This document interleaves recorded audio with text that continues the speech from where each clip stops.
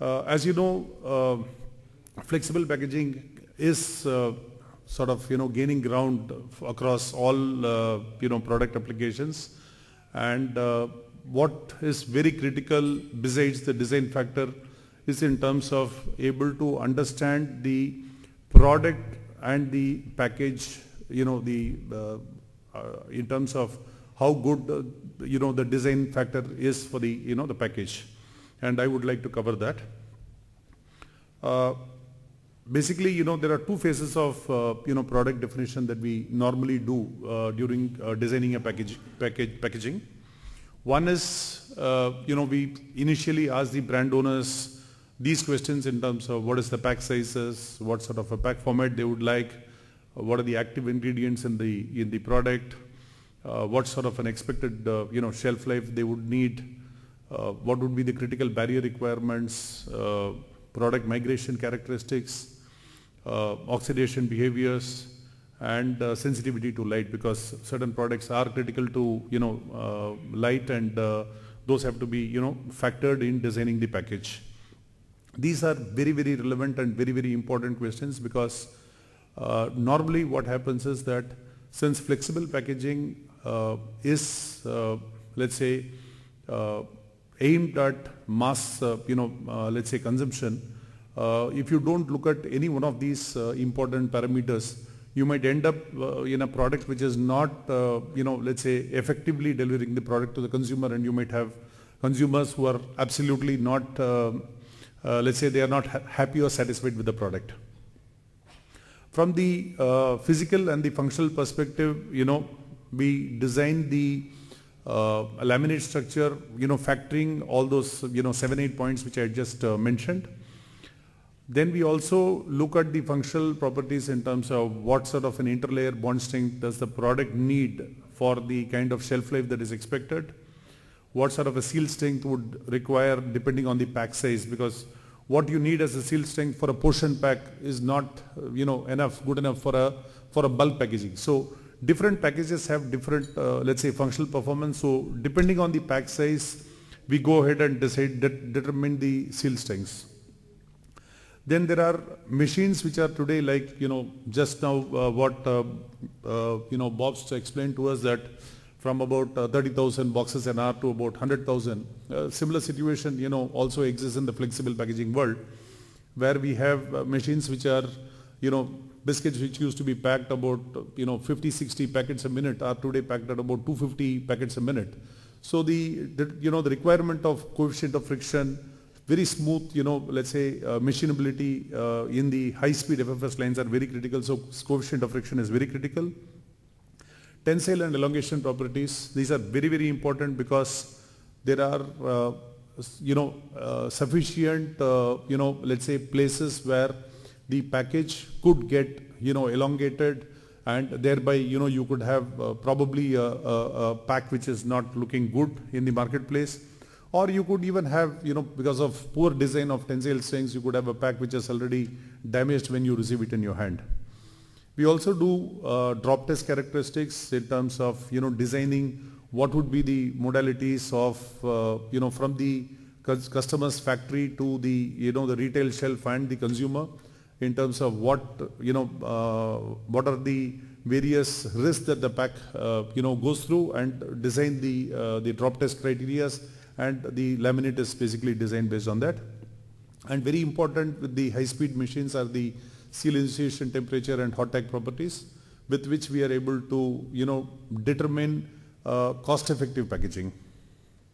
I would like to take a case study which we did very recently, just to show you how important it is in order to understand the product and have a design.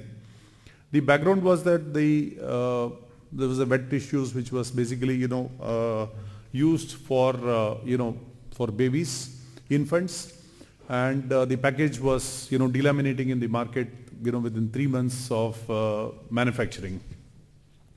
The active ingredient, in this case alcohols, which was actually migrating to the print, and was basically it was leaching the ink, and the customer did not know what was wrong, because the the flexible packaging converter said that, we have not changed anything in the design, and we were exactly giving as per the sample lots.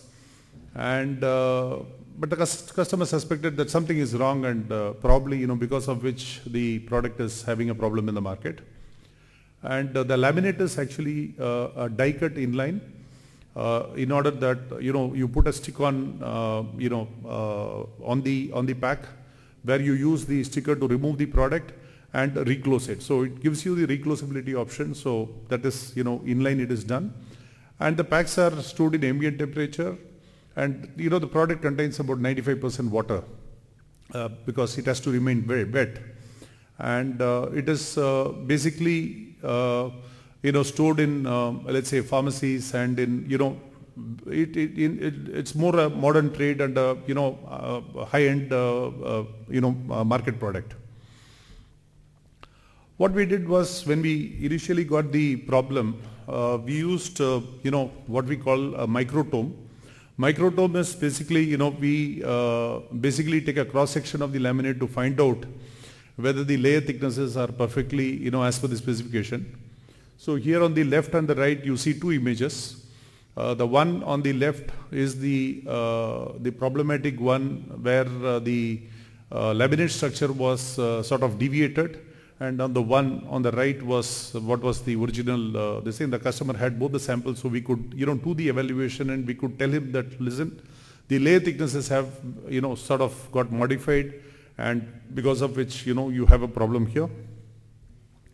Second is, we did the DSC analysis, the differential scanning calorimeter, in order to see the melting points of different polymers used in the laminate.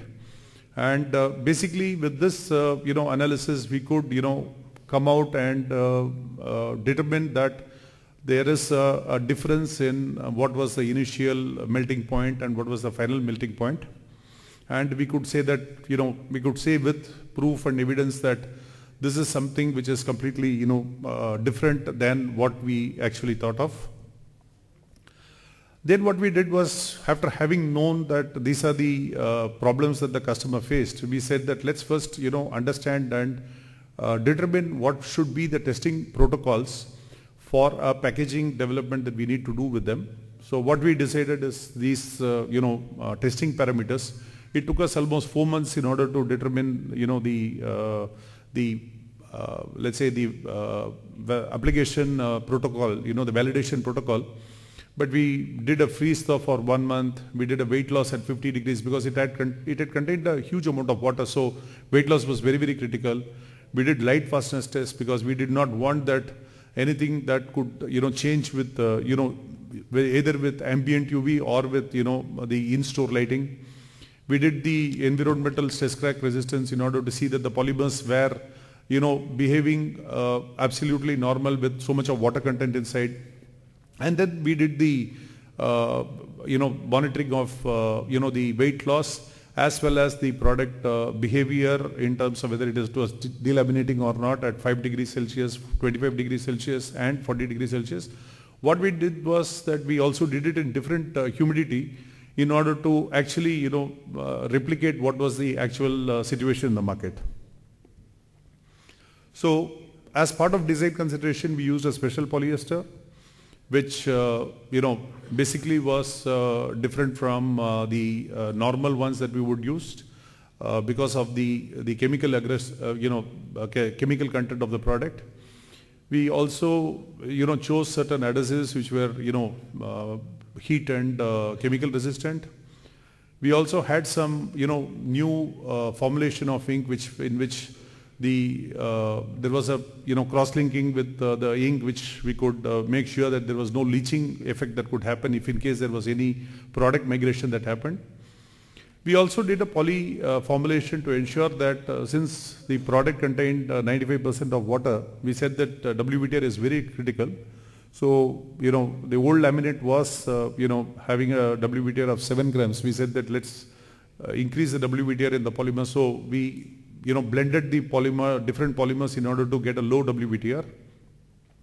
We also, designed the SAT on the hot tack to make sure that, the high-speed machines which is packing it. Currently, the packing speed, for this particular product is about 80 packs per minute with the inline die cutting and the stickering.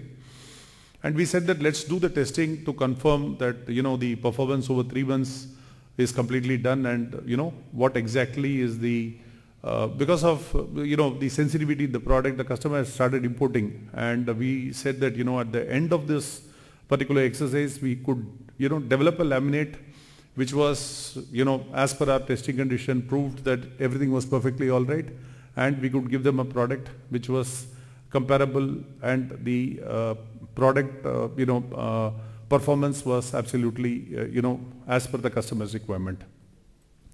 Why I'm saying this is that, normally sensitive products, common products which are there, if the efficacy or the desired product delivery does not happen, and it is a responsibility of packaging companies, like we had an example from ITC where they use a recycled board going into US. The laws are not as tough as in India, but then we have issues of let's say migration of solvents. We have product deterioration before it reaches the customer.